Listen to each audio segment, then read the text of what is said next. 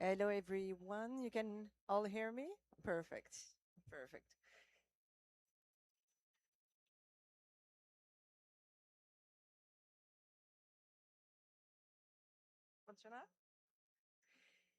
Good afternoon, everyone. I am Atika Ben Maïd, the Deputy Head of the Climate and Nature Division at AFD, French Development Agency, and I am honored to open this side event and also to moderate the panel that we will have.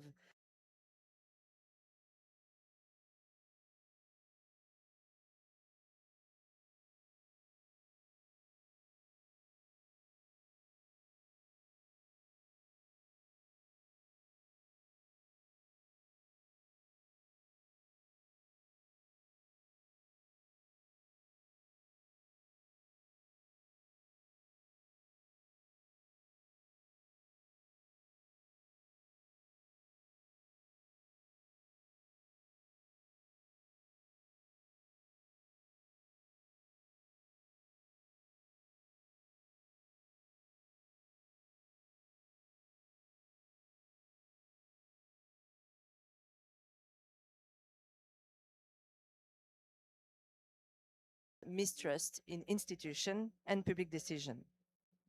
Democracies are under pressure precisely at a time when we need them the most, because it's today that we need to have hard decisions being taken, strong decisions, but it will go also through our institutions, and that's when we will need to have stronger democracies. This is to see on the pessimistic side, but on the optimistic side, this challenge is also associated with an opportunity. It's also the occasion to rebuild the legitimacy and trust in the institutions and to bring citizens and indigenous communities intelligence closer to bring solutions at the table and to recognize this, collective intelligence. So because we are convinced that the solutions to climate challenges should be participatory and collective, that's why we have organized today this event on this pavilion. And there was a series of other events with civil society, but we wanted also to go beyond the civil society circle to go, how do we work with public development banks? How do we work with public institutions all together? Participation, it's also a way to ensure that the public policies and the climate actions is effective, legitimate, and it also brings innovation to the table. When people are including in shaping public decision, they can deliberate, expect trade-offs, and propose solutions. Policies becomes, of course, more relevant, but also more widely accepted. And especially if I take the example of energy transition, when we are asking to people to maybe change their habits or their consumption habits when we're talking about trade value chain, it's really important to have them participating to the decision. It's in a way to ensure that the transitions are accepted and maybe a way to avoid the backlashes that we have known in the world of today. In that sense, climate assemblies are a solution. It's not only a tool for policymaking, it's also a school for regaining trust between institutions and a school of democracy. Because doing these climate assemblies, it's also a way for the citizens to experience a modality of public action construction that involves them. So they see that there are processes that are feasible and that exist. That's why it's important to involve the communities in the diagnosis, in the design, in the evaluation of solution, but also later on in the implementation of these solutions. Participation can take many forms. At AFD, we have a few examples over the past years. We have a few examples of participatory budgeting to define local climate priorities. We also have co-design workshop to rethink infrastructure, to take into consideration the views of the citizens on this infrastructure. We also have large-scale online consultation. We did so for energy transition to see how it could evolve through the involvement of the population. And increasingly, and we will talk about it today, citizen assemblies that are structured, deliberative spaces where ordinary citizens learn, deliberate, and propose recommendations on climate policies. A few words as I'm talking about AFD.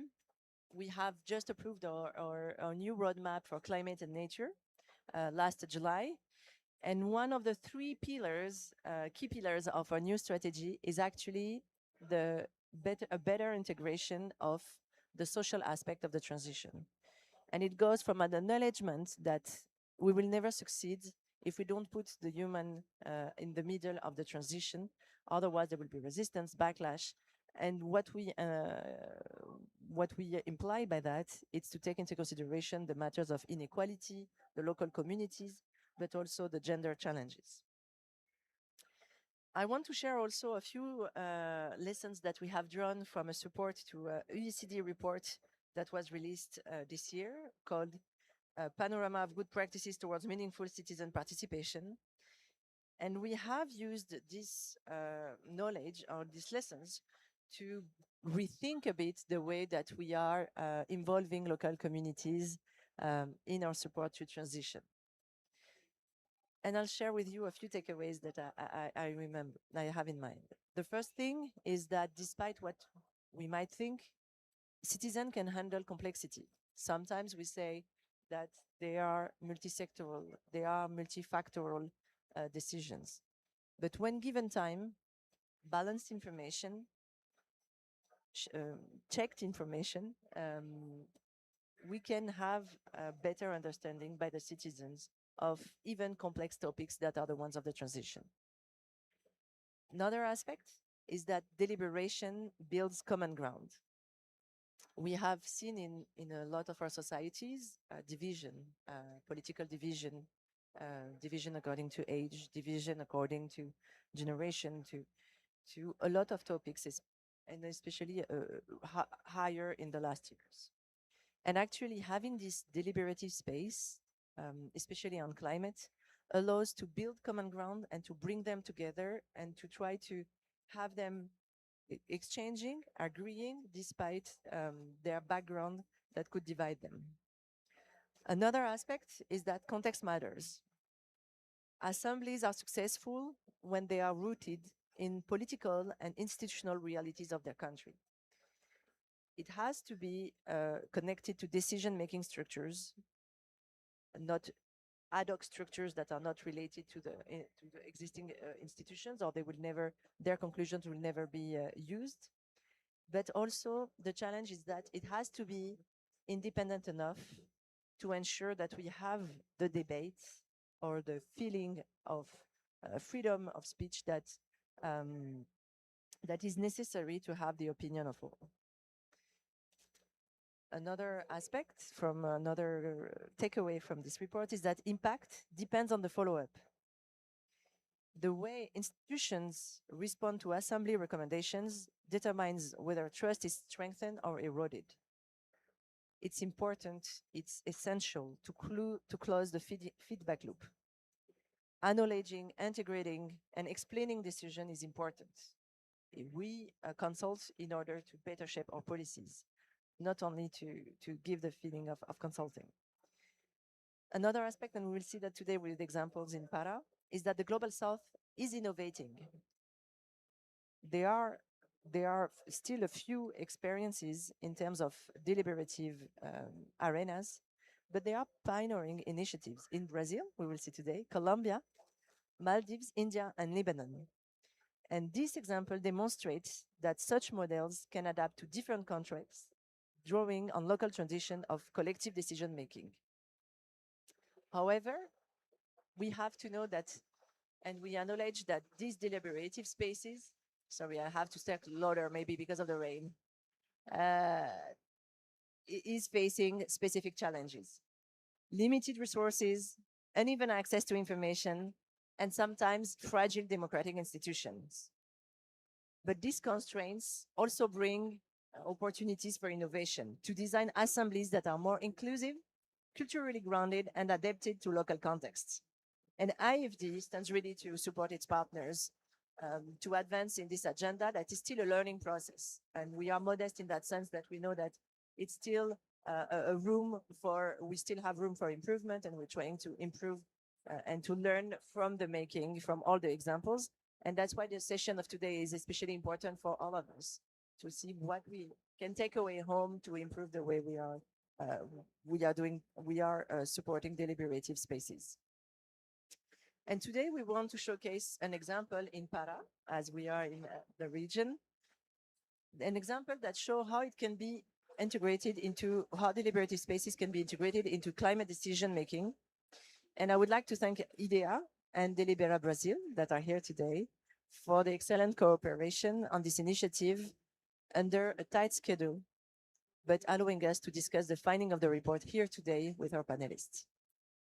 These assemblies, it will be described later on, were held in Bujaru, Bacarena, and Magalhães Barata, and engaged citizens in discussions on local climate priorities and on access to climate finance, which remains a central challenge for Amazonian stakeholders working on local climate adaptation. And I'm very eager to hear the finding of the main finding during our discussion. Before giving the floor to IDEA, I'd like to allow me to conclude with a simple idea that I tried to show in my introductory remarks. The climate transition will succeed only if it is democratic, and democracy will renew itself only if it embraces the climate challenge. At AFD, we are convinced that citizen participation offers not just a method, but a vision of governance fit for our century, collaborative, inclusive, and oriented towards the common good. And I hope that this discussion today at COP30 will help us shape deeper alliances with all our partners to make climate action not only more effective, but also more democratic, more just, and more human. And without more introductory remarks, I will give the floor to David Rosen, who is advisor at Climate Change and Democracy International at IDEA, to tell us a few words on the climate deliberation on his own perspective.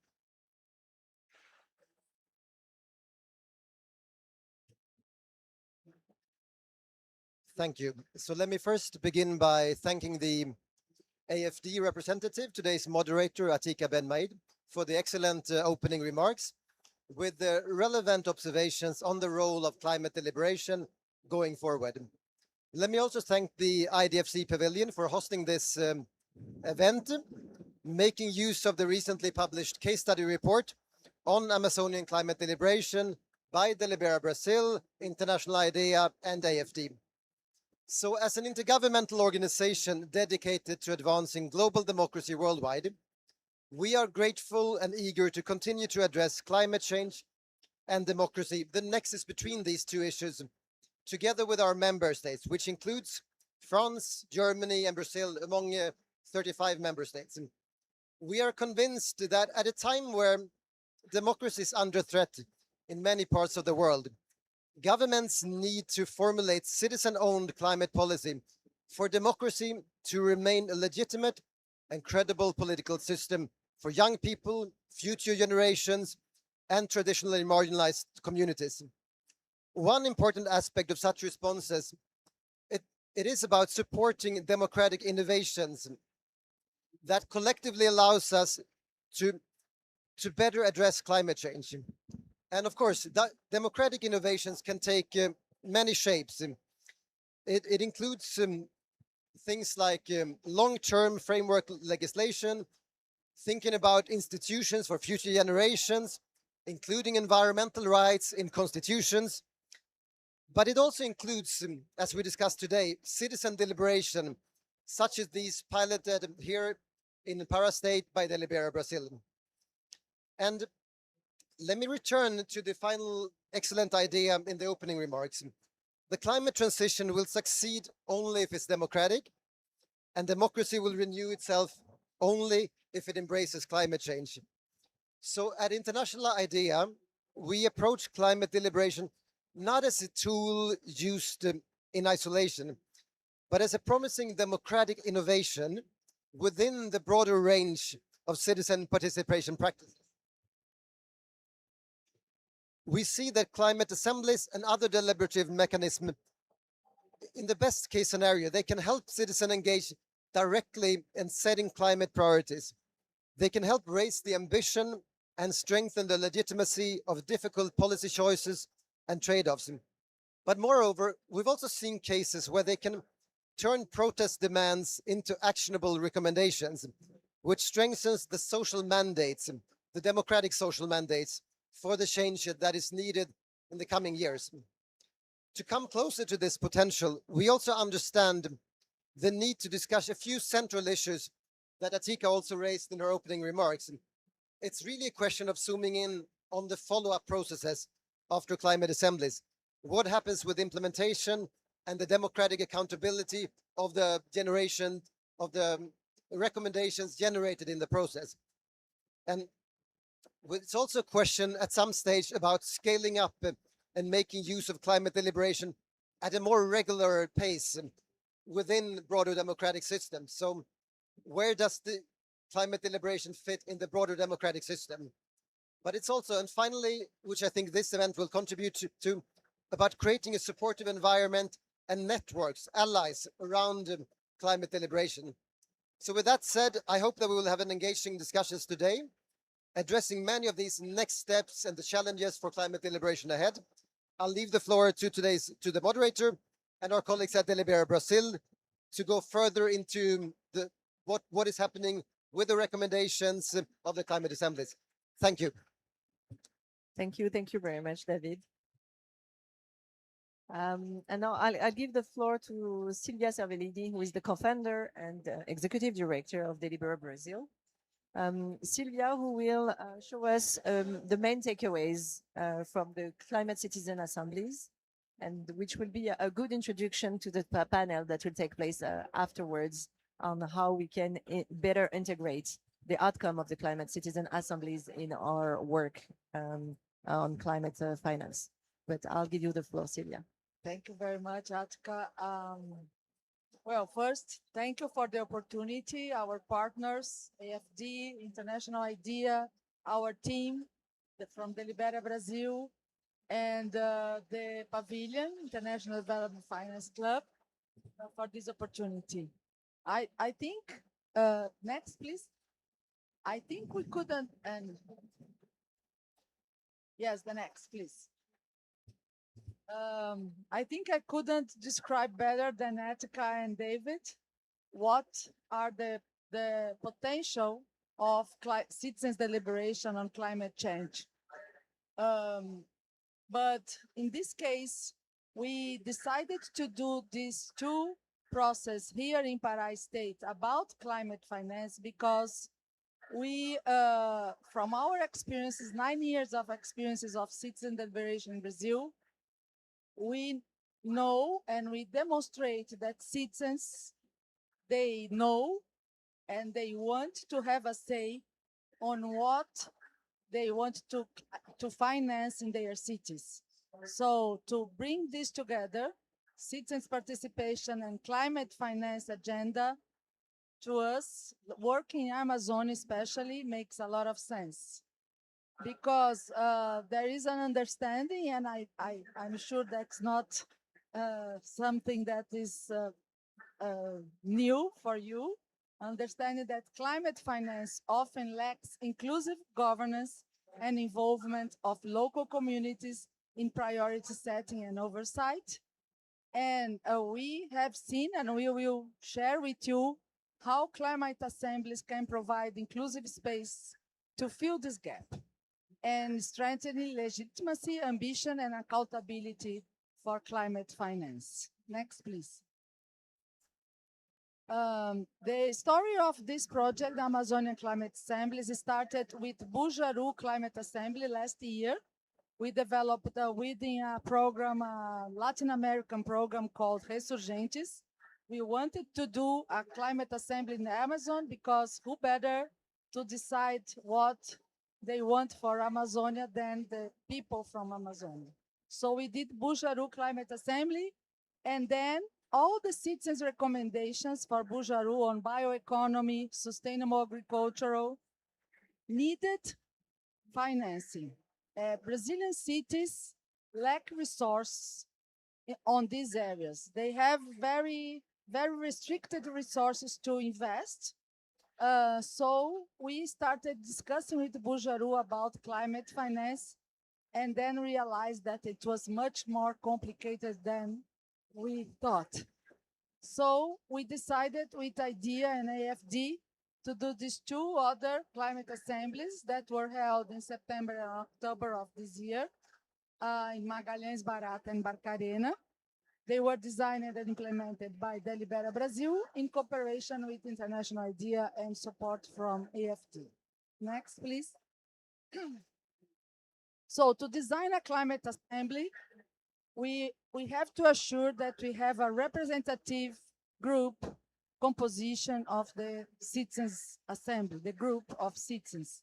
And to do that, we use a mix of methodologies of active recruiting, such as random distribution of invitation letters to households and door-to-door registration process, helping people to register, to accept the invitation, as well as in flow points in the cities to bring people who never participate. 80% of participants in our process have never participated in any other kind of public decision process. So, and also controlling for social demographic variables, location variables to get this representativeness. Next. A part of the design, very important part also, is related to what information participants have to base their deliberation. And we do this together with a group that we formed in the beginning that we called Advisory Group, Content Group, and that engaged local stakeholders, civil society representatives, experts, and so they help us to build a learning material and a learning process. So the participants have like about 6% of the time of a citizen assembly goes in this learning step. And then they deliberate, they search for consensus, and they draft their recommendations. And this letter of recommendation is taken to the decision makers. Next, please. Yes, and an important step too in this beginning is to think what question, what problem the citizen assembly is gonna face. And in this case, for Bujaru, the remit was how can a local bioeconomy maintain biodiversity and quality of life? So this supposed dilemma, they didn't want to have a dilemma. They want both. They want to preserve and they want quality of life, income, and things like that. So how to do that? And for Barcarena and Magalhães Barata, the questions were more related to climate finance. So which climate needs does our municipality have and require funding for? And how and under what conditions can the municipality access climate finance? So those two very different cities, very different municipality contexts answer those questions. Please, next.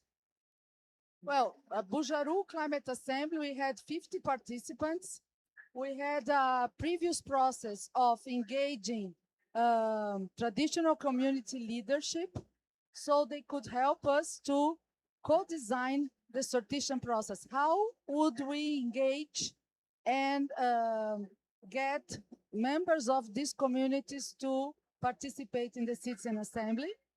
And one of the products that I think it's interesting to share with you for our Bujaru case is that they decided to hand to the candidates, it was last year, electoral year in the city, so they handed the letter of recommendations to the city council candidates, and some of these candidates signed it, committed to the recommendations. Next. In Barcarena Climate Assembly, our partner was the City Hall, and they managed to collaborate seven municipal secretaries. They put together a list of actions that are predicted in the pluriannual plan and that need climate finance because the city doesn't have enough resource to do the scale of the action that they want. So Citizen Assembly looked at this list and prioritized which ones are the most adequate and most urgent for climate finance for the next 4 years.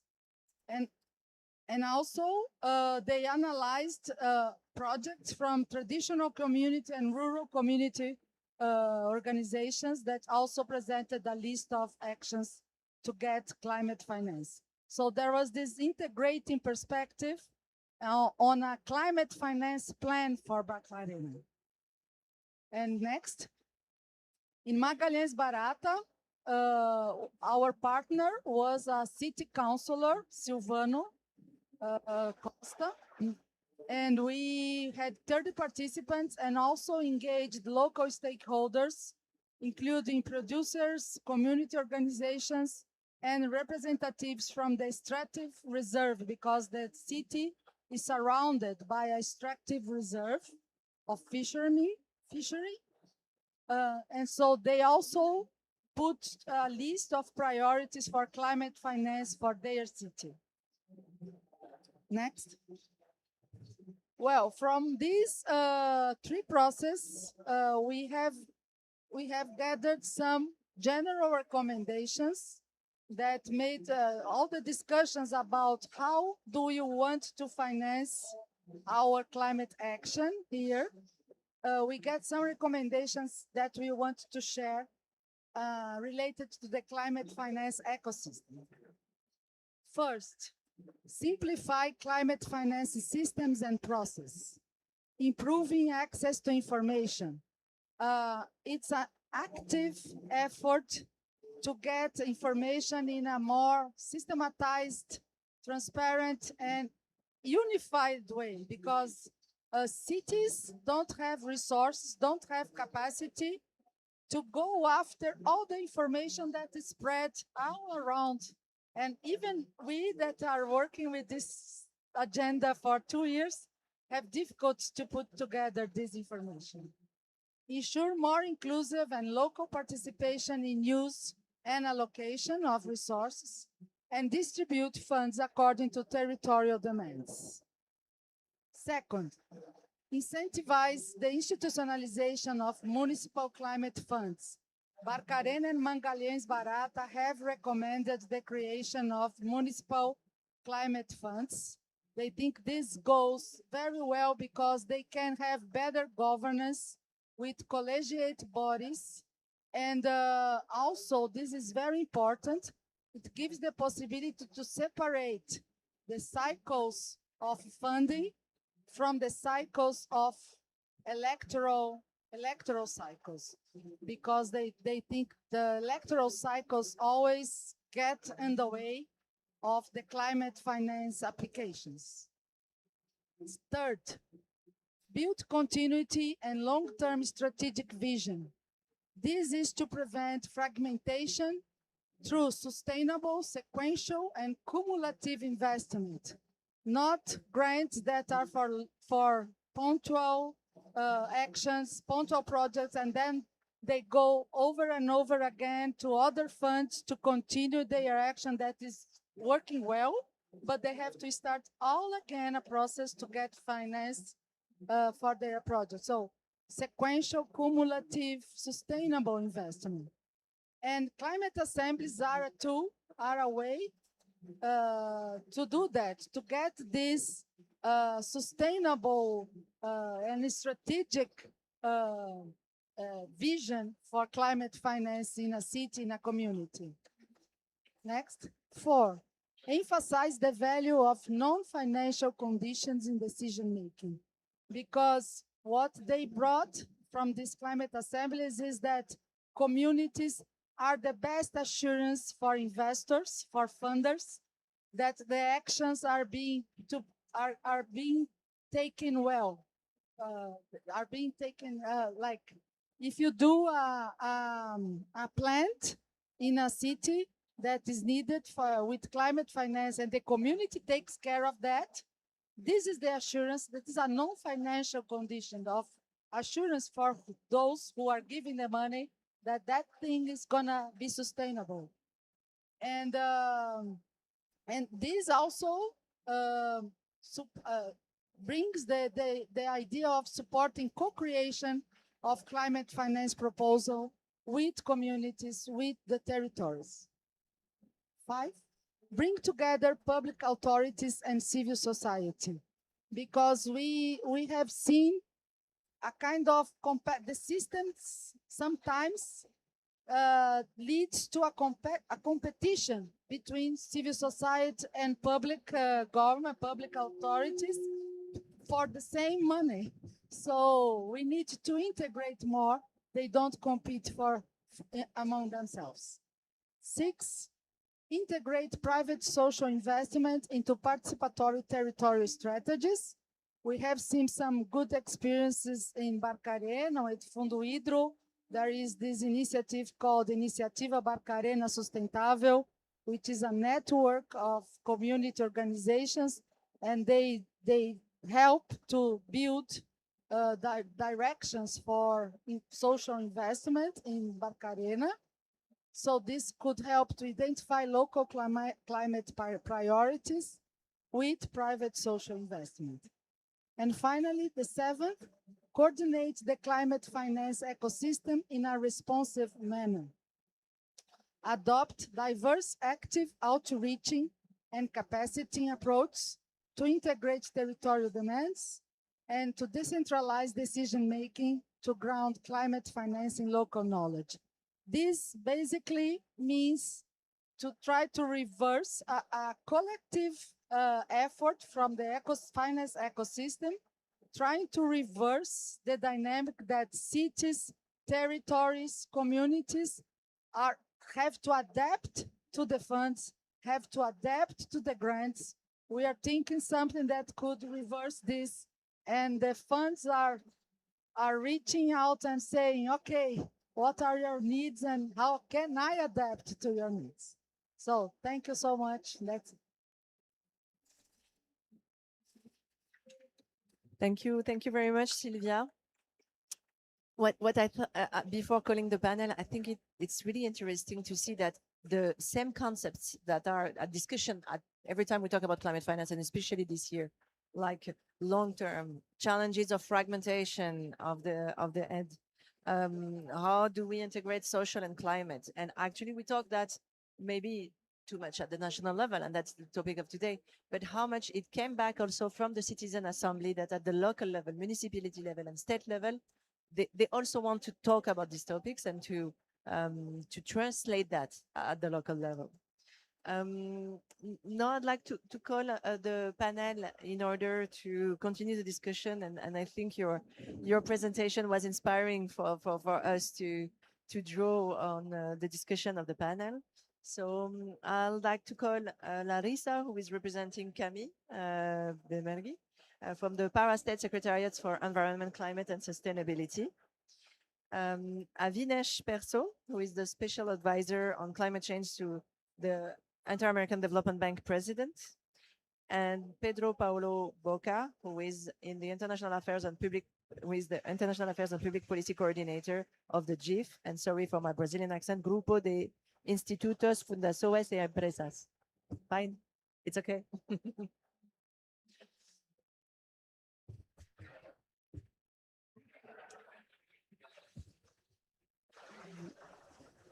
We will start with Larissa. We just managed about the translation. So we will start with Larissa, who is from the Para-State Secretariats for Environment, Climate and Sustainability.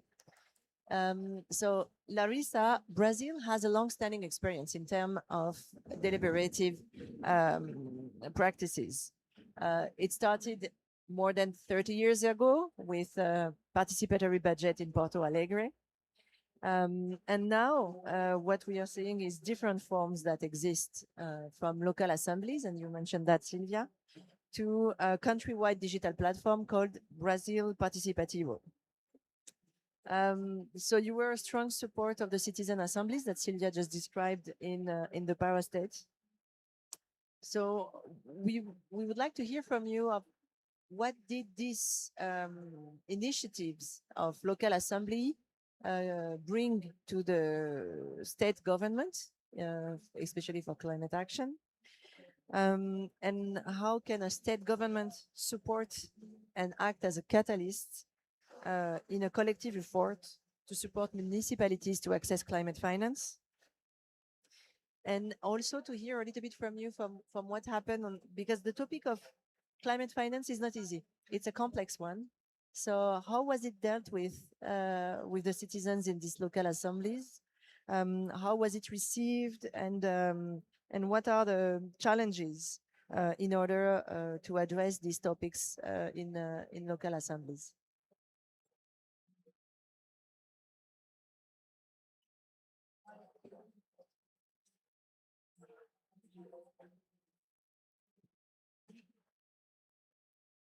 We have a direct translation, so that's why we will have some duration from time to time.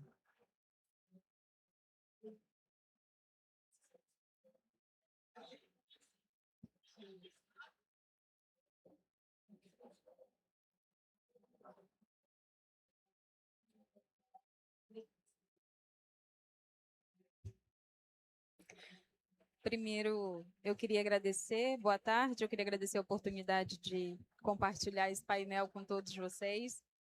São 3 perguntas, né? She's thanking for being here, for being invited, and to share her thoughts. And she says, "Oh, there are 3 questions." Perfect. So,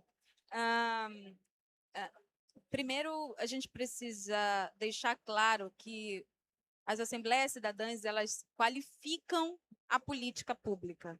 O que isso significa? Elas nos presenteiam com um diagnóstico muito preciso desses territórios.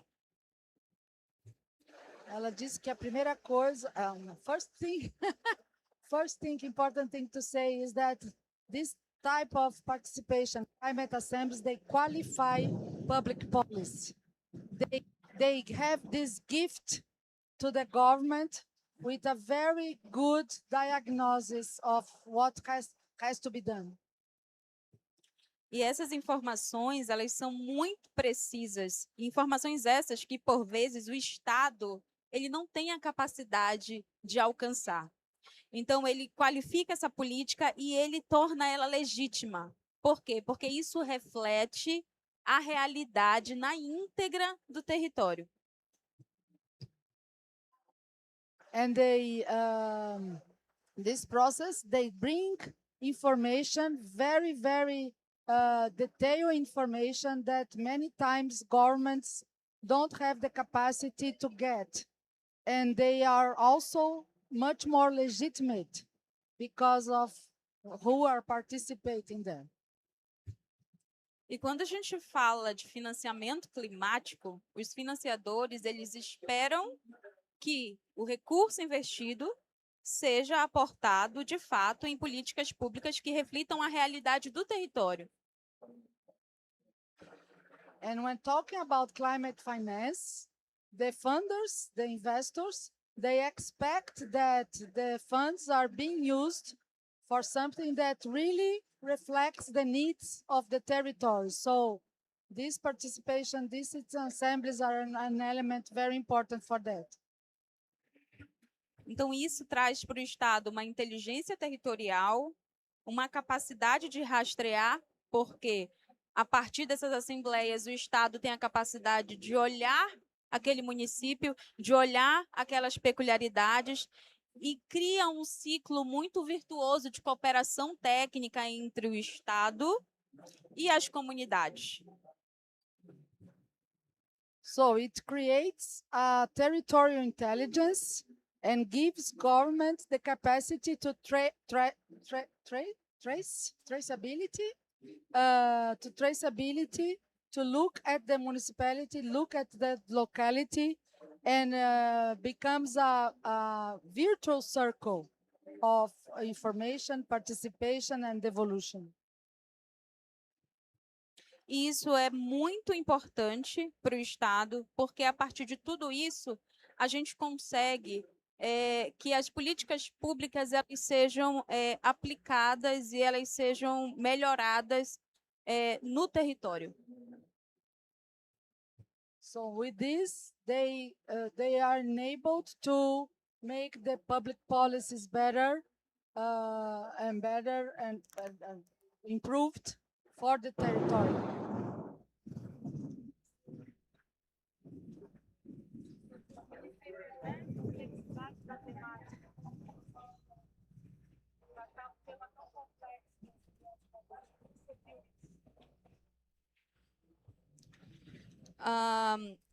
E quando a gente fala, a outra pergunta é sobre a complexidade, né, do tema de financiamento climático. Quando a gente fala em financiamento climático, tecnicamente já é um assunto muito difícil, mas quando a gente fala em financiamento climático para a Amazônia, isso se torna 2 vezes mais difícil.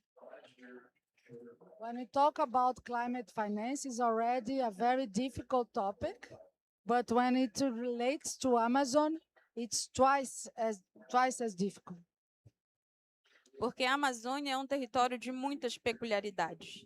Então, eu acho que o maior desafio para o Estado no financiamento climático é como eu articulo esses diferentes atores para que eles possam falar o mesmo idioma. E eu tenho um exemplo claro disso.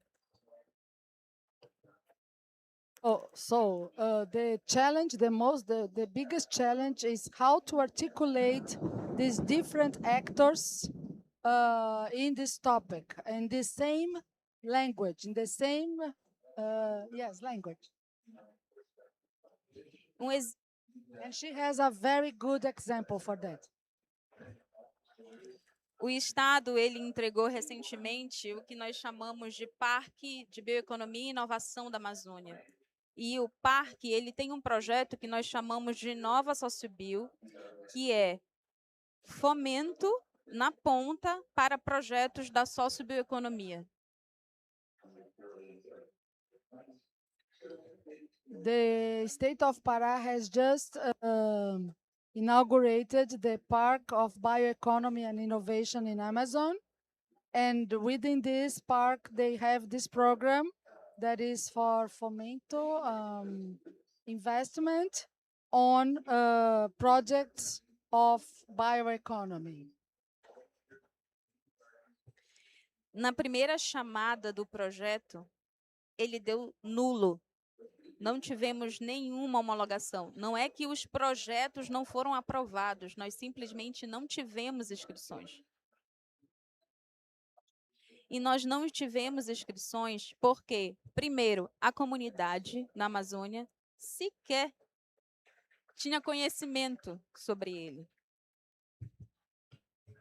So, Innova, this program, in the first call, they had 0 proposals. They received 0 proposals. And it's not because people don't want, but the communities didn't even know about it, what it was. Eles não sabiam sobre a informação por uma questão geográfica da Amazônia. A gente tem comunidades que são extremamente isoladas, então eles não têm acesso a essa informação. E quando eles tinham acesso, eles não entendiam nada sobre o edital e eles não tinham como cumprir os requisitos do edital. Yeah, we have in the Amazon the problem, the logistic problem. Many communities very isolated, and also they couldn't understand the call, the fund call, and also they didn't have the conditions, the documentation, the proofs that were needed. Então nós tivemos que sentar com o financiador para conversar, para saber como é que a gente poderia mudar essa realidade a partir da intenção que ele tinha de investir esse recurso climático e propor mudanças no edital, na forma de trabalhar com essas comunidades. O Estado ele ajudou as comunidades a elaborarem os seus projetos para conseguirem submeter esses projetos. Então, quando eu falo de inteligência territorial, eu falo dessa necessidade de ter essa informação para que a gente consiga, como Estado e como indutor da política pública, So they sit with the funder and they think of change for the call and the making more the simpler, and also their team developed a capacity building with the communities to elaborate proposals. So as a inducting force, the public state as an inductive force for the project. então o Estado como indutor da política pública para que a gente consiga que essa política realmente aterrize no território e para que o financiador ele tenha confiança naquilo que ele vai investir. Então, a Assembleia Cidadã, ela nos presenteia com esse diagnóstico que fortalece a criação dessa política e fortalece a comunicação e a legitimização desse processo com o próprio investidor climático. So the funder has more confidence on what is being done with the money, and also improves the public policy. And how many proposals did you? Quantas propostas vocês receberam? Depois que nós reformulamos o edital, nós recebemos 150 propostas. So with all this change, they received 150 proposals in the second wave. Very good.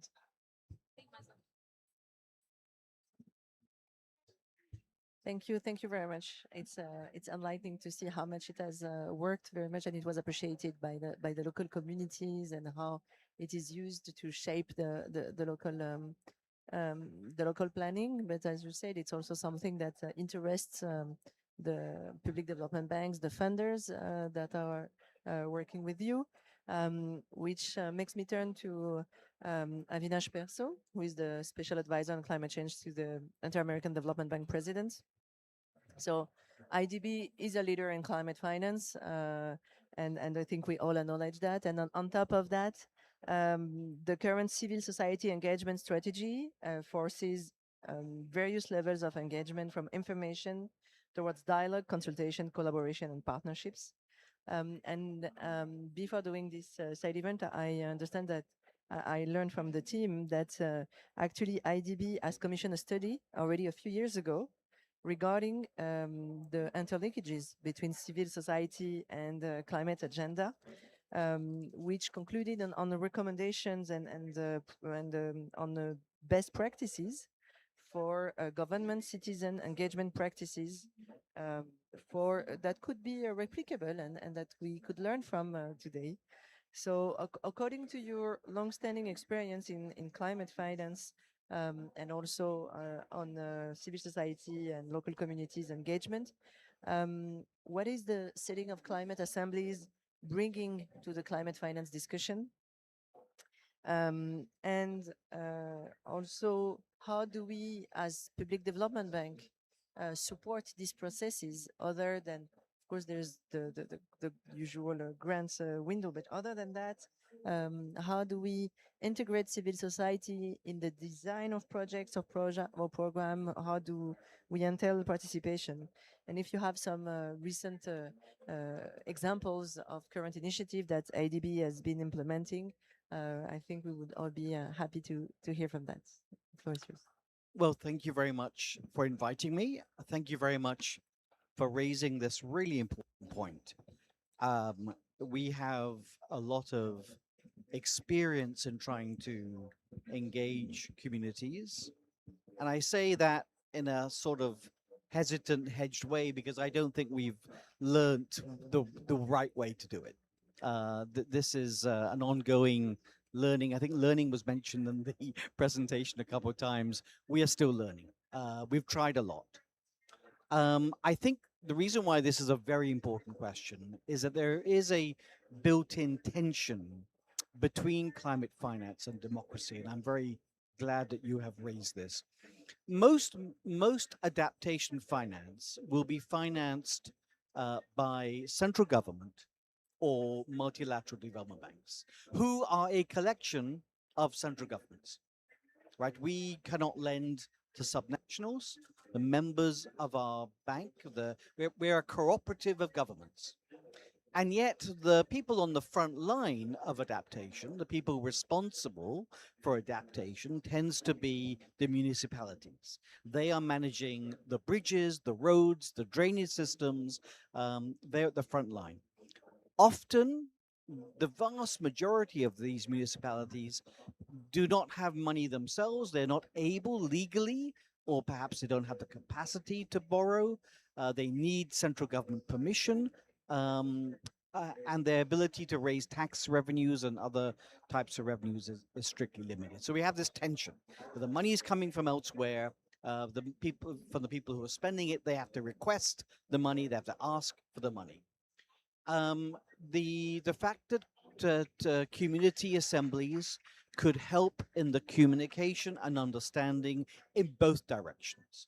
So you come with a project, you try to communicate the project, you try to extend understanding, and the community assemblies can help with that, and vice versa. So we can understand the problems that communities are facing.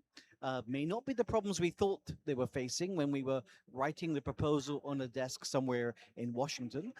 And we can understand the problem and try to develop and refine and reform these ideas. But of course, I would say the fact that you need community assemblies is the easy part. Doing it right is very difficult. Because at the end of the day, these things are very political, I'm afraid. As you were speaking, I was reminded of the fact that in the United States today, in the United Kingdom, in parts of Europe, we are pushing back from the obligation to engage with communities on climate and other things. Planning rules are being loosened, and a big part of those planning rules are engaging with communities so that communities can say no to the plan, and they are removing those things because politically they are creating challenges, and maybe creating challenges with the National Economic Development Plan.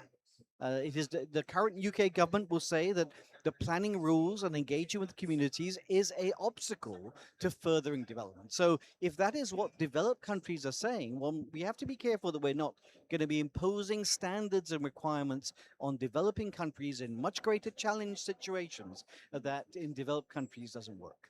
Secondly, I've been involved in community assemblies myself, and of course, development is highly contextual. What works in the Amazon may not work in other places.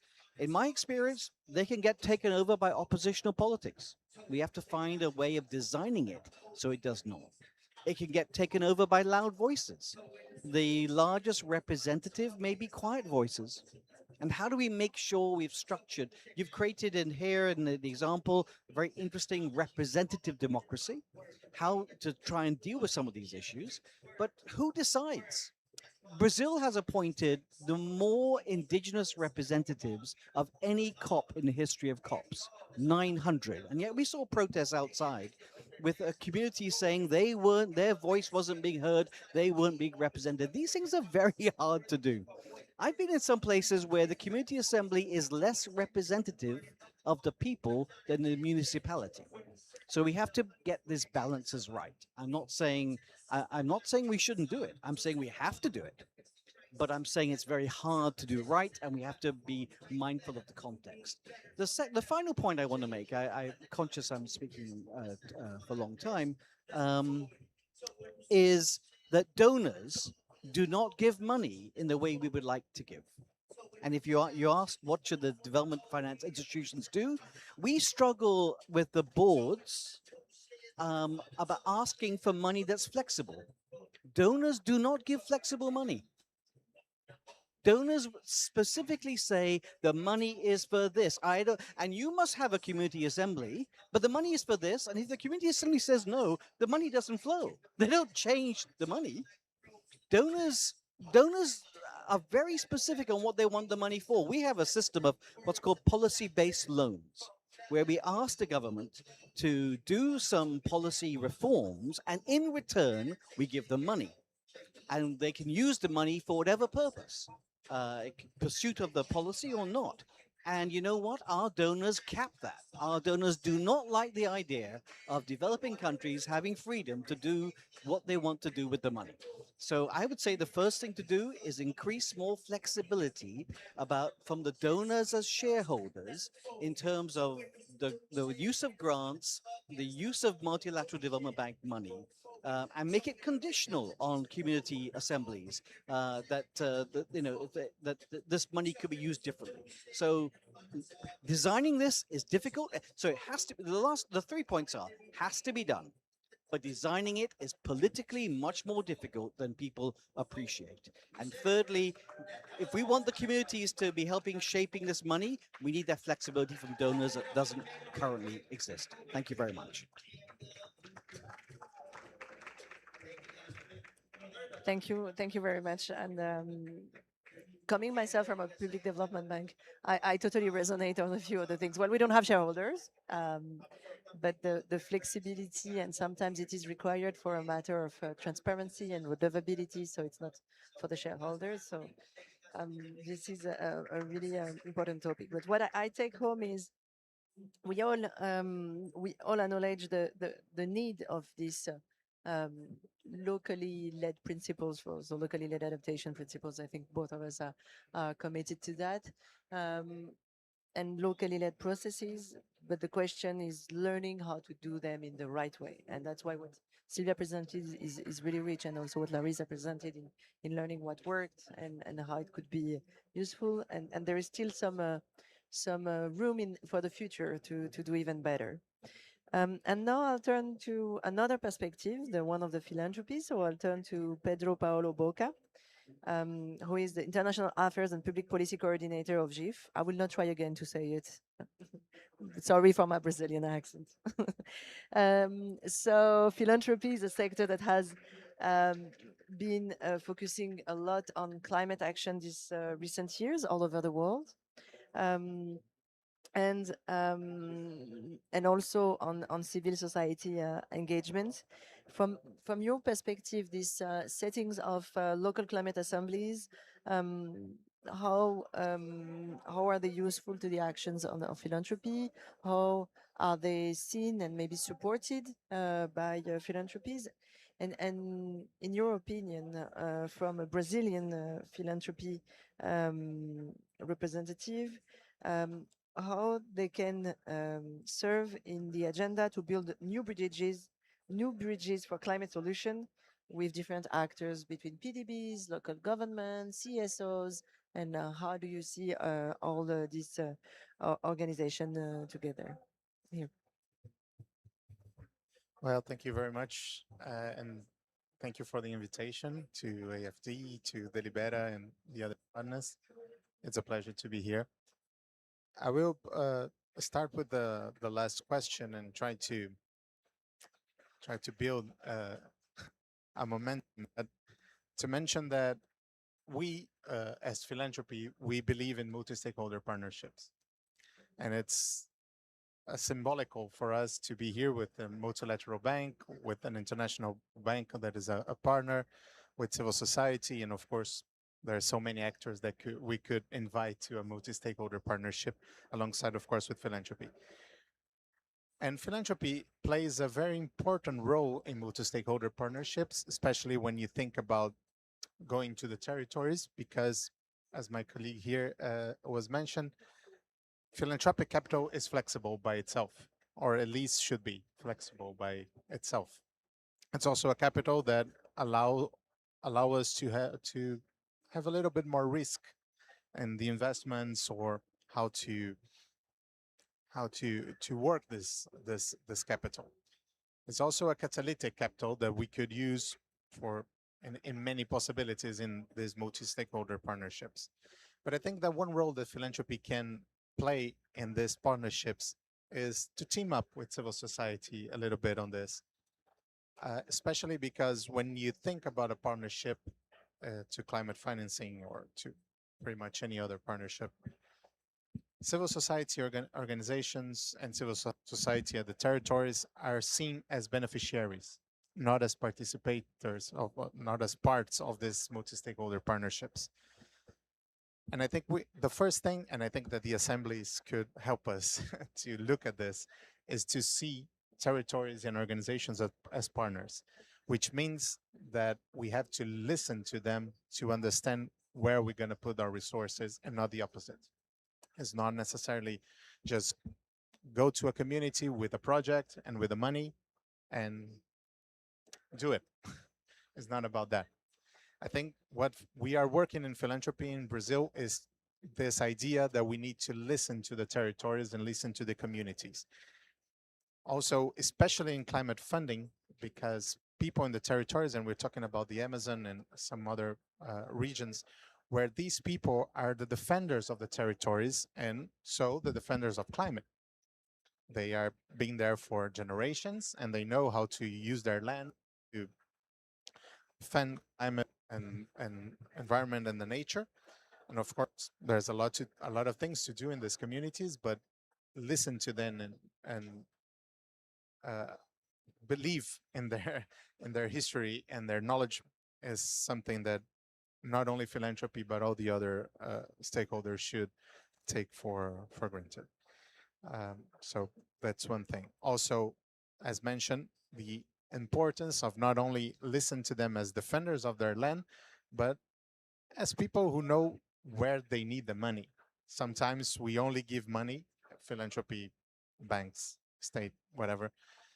The money is donated for our strategies, not the ones from the territories. Maybe it's time that we shift this a little bit. Of course, we understand that we need to look at the common interests between all the partners, but it's important to listen to civil society as partner and not a beneficiary. I think that this is one thing. The other one is to reflect on the role of philanthropy. And what is important to mention is that philanthropy, sometimes even in the COPs or you can anywhere.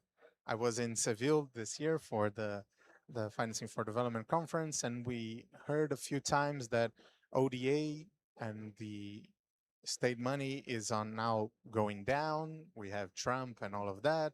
We don't have money. So philanthropy can play this role of investing more and giving more money. That's true.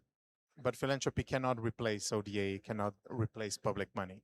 Philanthropy can partner with the banks, with the states to create new possibilities, new money, new investments, new possibilities, and especially possibilities that could go to the territories, to the communities.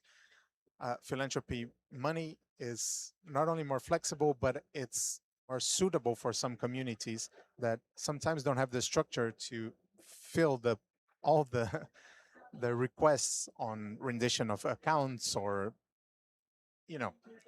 it's tough. The bureaucratic process of receiving a donation is very tough, and sometimes philanthropy can fill this hole but not the entire hole.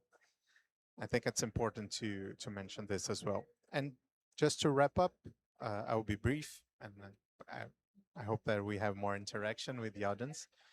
But it's to say, I want to question a little bit, and I know I don't have power enough for this, but just to mention that we need to question a little bit the concept of climate financing, because we are living in a moment that climate is such an urgency.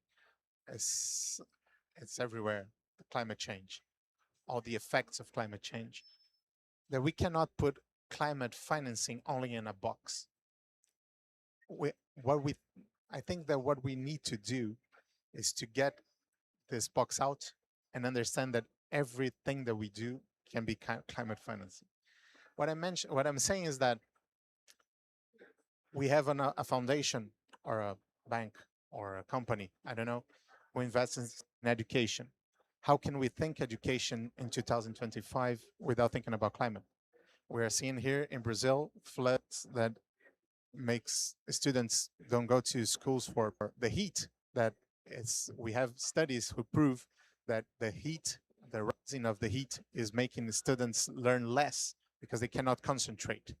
We have climate and anxiety who are now in new generations who are Well, so it's everywhere. If you work with labor, with work, with health, healthcare, anything that you work on will be impacted by climate change. So maybe one way to look at it is to try to intersect climate in pretty much all of our projects and all of the territories that we work on.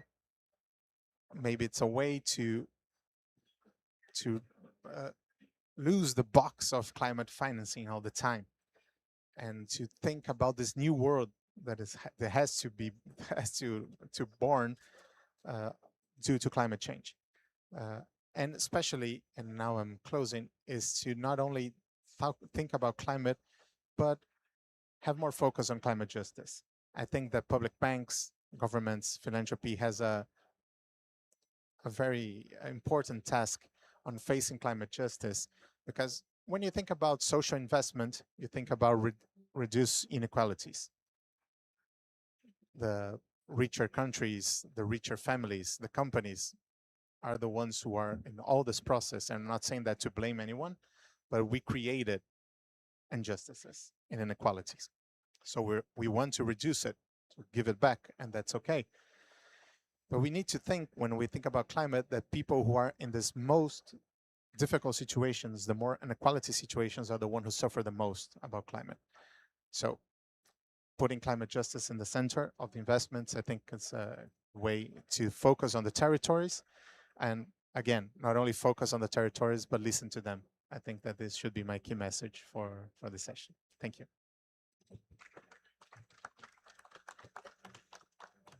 Thank you very much, and thank you for also the fact that you were last and you open up on like the question of what is the climate finance definition, and how do we integrate its people and planet. It's not people versus planet. But I want to resonate on that. But first, because I talked already too much, maybe I'll first give the chance to the audience to ask a few questions. And then also I'll resonate because I really want to.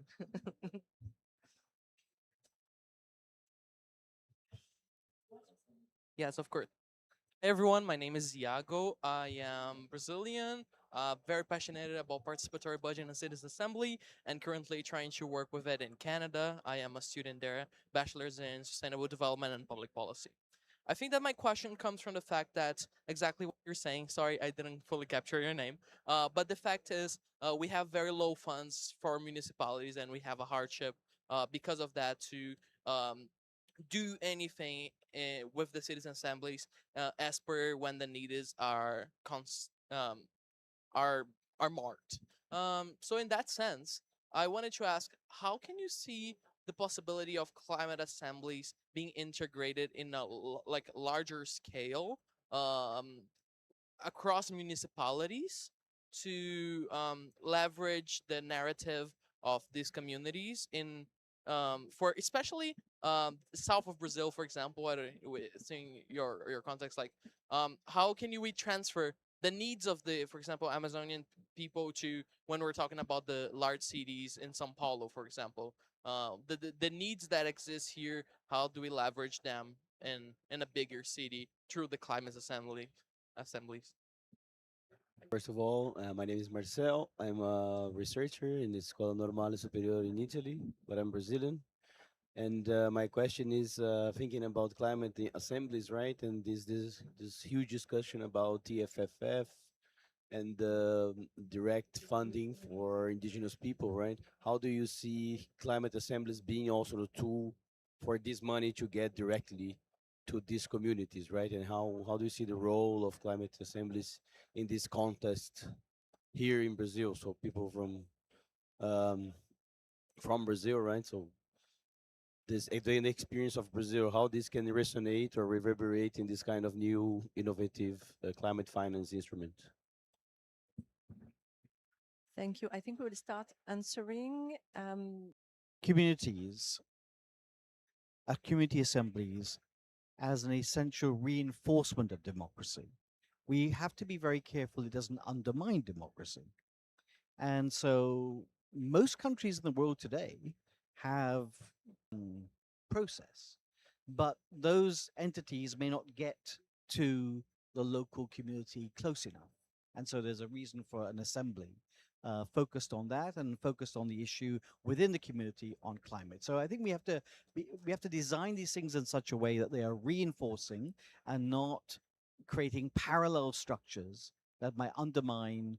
David talked about the fragility of democracy today. We need to make sure we're not undermining that democracy. In terms of getting money to the communities, it's a very good question. And this is where we look to philanthropists as being able to do that. Development banks are going to be the major need we have in climate vulnerable countries is big public infrastructure, resilient public infrastructure. And we need to have community assemblies to help us make sure that the way we're designing this is as supportive to the community as possible. But that's really going to these big, heavy things, flood drainage systems, that these are big, heavy infrastructures. It's where investing $1 in that saves the community $10. They're important to do. That's the big finance bit. But there are other small things we need to do, which are small in number, in quantity, but very important for the community, for which more flexible money may be able to do that. Let me find a point, we're doing a lot of work with OCHA, the UN humanitarian, where we can predict a climate shock about 2 days ahead. Most climate shocks are hydrological. We can predict flooding, rainfall, storms about 2 days ahead. And we've developed this work which shows that if we send money 2 days before to individual people, they are able to make savings that are beyond that dollar, so that we can turn this into an investment, getting cash to the community before the disaster. And that's a way we're trying to develop all of those schemes.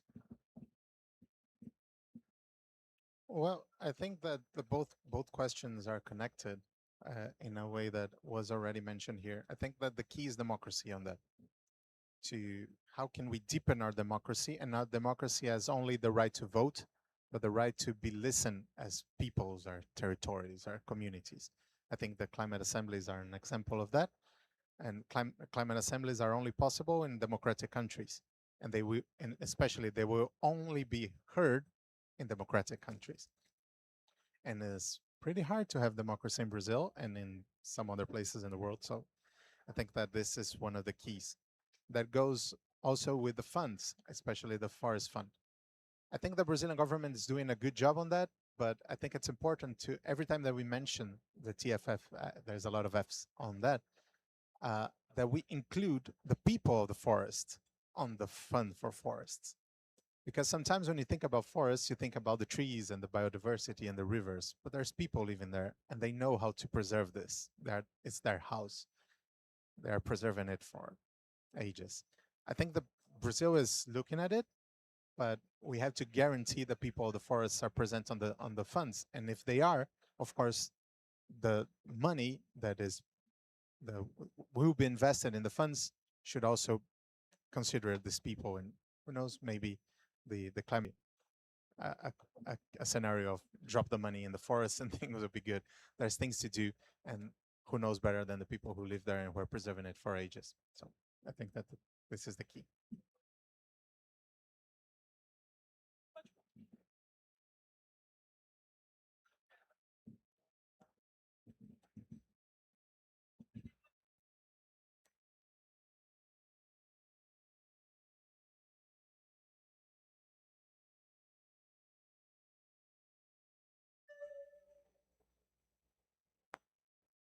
Translation is ongoing. I will say a few words quickly. I wanted to share. I mean, you said already, you already answered, but I wanted to share an experience. In France, I was working in the Ministry of Ecological Transition when we did the first national plan for adaptation. And the idea at that time, there was something that was called Grenelle that said that we needed to have 5 groups that were representative of the society. So we had members of parliament, we had scientists, population, meaning they were like representatives of families and these kind of things, and private sector and civil society, NGOs. And actually, it helped a lot to shape the first national adaptation plan. It was a matter of consensus. It was not a perfect, now it has improved, but it was a way to build it at the national level, trying to have the most representation possible. And recently there was a climate assembly, but at the national level, where there were a group of people that were chosen on a statistical level, coming from rural area, urban area, age, gender. So it was really statistic.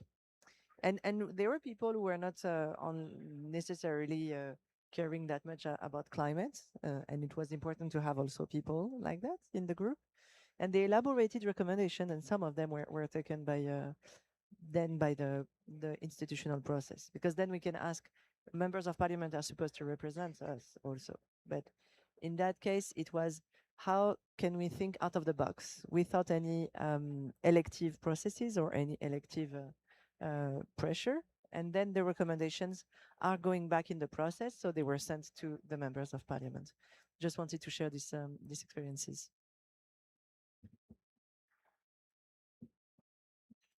I just want to share for those enthusiastic about climate assemblies, three experiences that we had. Like we were doing mini publics, small versions of climate assemblies, not citizen assemblies, in two peripheral districts of São Paulo in 2020. And one of these districts, they were about public investment in their territories. They had to prioritize the actions for the next 4 years. And in one of these districts, they prioritized housing, better housing and more secure housing, because they have a very risky, vulnerable climate areas there. And unfortunately, this recommendation was not taken. And 3 years later, we saw the news about the flood and all the loss in that specific area. And I was thinking, if they had done what the mini public decided recommended, we didn't have that. And also in Salvador, in Bahia State, we did a climate assembly 3 years ago, and they were really, really serious about the priority for adaptation. This was 3 years ago. And they said, first thing, saving lives. For example, there are a lot of actions in the climate action plan about mobility, new energy, electrical mobility, very expensive process. And they said, no, we want to save lives. We want adaptation. And so that's just to show that citizens are very, very wise about what they need.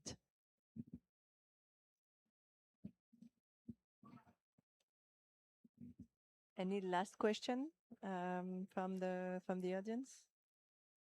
And I still want to talk about climate finance, but that will be maybe an aside discussion. Well, thank you very much all for the discussion of today. What I take home from my notes, and I hope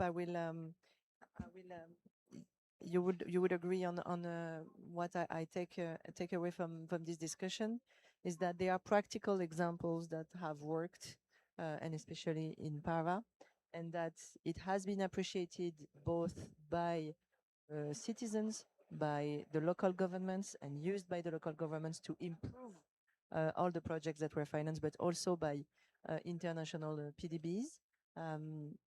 So everyone recognizes the interest of these processes and the need for these processes, both for climate, for transition, but also for democracy. And as I said in my introduction, both topics are at crisis at the moment, and they can feed each other. But we still have to learn, and we are still, and we still have to improve practices to know how it is coordinated with existing institutional processes, not to jeopardize existing democratic processes also. And how do we better integrate it with the schemes that we have, or how does our scheme can reinvent themselves? Because, and I think it's a part of the discussion I want to have with you, is how much climate finance, ODF finance, has to reinvent itself in a world that is being threatened.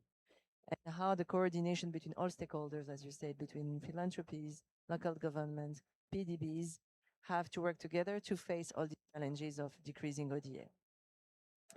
So I think we still all have to learn, and we still have a lot of nice perspectives of work together in order to improve these practices. Thank you very much for today.